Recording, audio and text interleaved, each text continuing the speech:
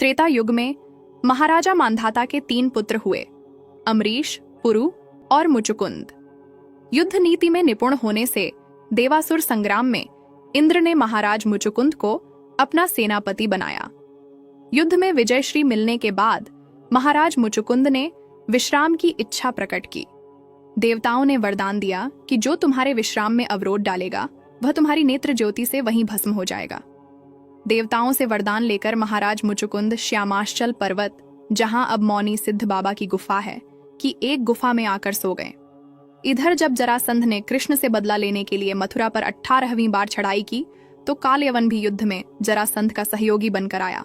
कालयवन महर्षि गार्ग्य का पुत्र वमलेक्ष्ठ देश का राजा था। वह कंस का भी परम मित्र था। भगवान शंकर से उसे युद्ध में अजय का वरदान भी मिला था। भगवान शंकर के वरदान को पूरा करने के लिए भगवान कृष्ण रण क्षेत्र छोड़कर भागे, तभी कृष्ण को रणछोड़ भी कहा जाता है। कृष्ण को भागता देख कालयवन ने उनका पीछा किया।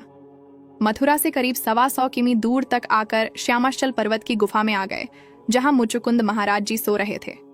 कृष्ण ने अपनी पीतांबरी मुचुकुंद जी के ऊपर डाल दी और खुद एक चट्टान के पीछे छिप गए।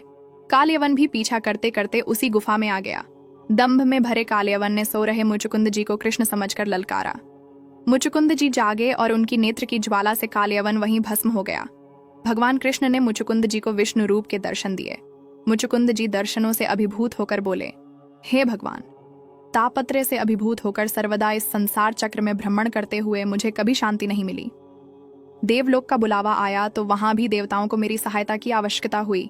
स्वर्गलोक में भी शांति प्राप्त नहीं हुई। अब मैं आपका ही अभिलाषी हूँ। श्री कृष्ण के आदेश से महाराज मुचुकुंद जी ने 5 कुंडीय यज्ञ किया। यज्ञ की पूर्णाहुति आर्षि पंचमी के दिन हुई।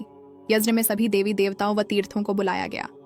इसी दिन भगवान कृष्ण से आज्ञा लेकर महाराज मुचुकुंद गंधमादन पर्वत पर तपस्या के लिए प्रस्थान कर गए। वह यज्ञ स्थल आज पवित्र सरोवर के रूप में हमें इस पौराणिक कथा का बखान कर रहा है। सभी तीर्थों का नेह जुड़ जाने के कारण धौलपुर में स्थित तीर्थराज मुचुकुंद तीर्थों का भांजा भी कहा जाता है। हर वर्ष आर्षि पंचमी व बलदेव छठ को जहाँ लक्खी मेला लगता है। मेले में लाखों की तादाद में श्रद्धालु आते हैं।